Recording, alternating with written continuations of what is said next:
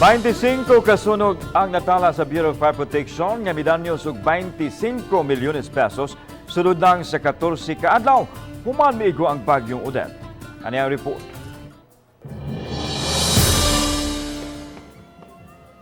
Walay natala nga firecracker related nga sunog ang Bureau of Fire sa dakbayan sa Sugbo sa pagsugat sa bagong tuig.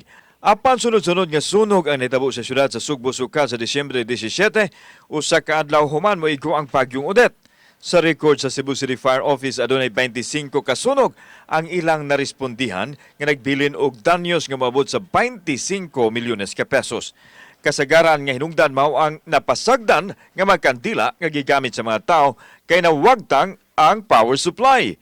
Sama sa netabo sa barangay Sambag 2 o sa barangay Tisa sa Cebu City. Majority siguro sa atong mga kabalayan wala pagyapon. So nagtagang lagyapon na siya og dakong risgo sa sunog. Kay nagpadayon matagamit sa kandila, nagpadayon tagamit sa lampara og genset. Gani ang sa carbon initially, kuha man to, generator man to. Yawhag sa BFP ang publiko nga magmatngon kanunay nining panahon nga dali ra kaayo mo silaob ang kalayo. Human na nga guba ang mga kahoy nga salin sa bagyo nga mahinungdan sa pagkatap sa kayo. Ang inyong kabumbiruan sa dakbayan sa Sugbo, hangyo ninyo no ha.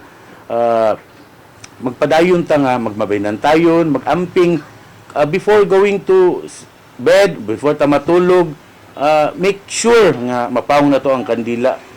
Kauban si Cleofer Lumayag, ako si Alan Domingo. Balitang, Bisdak.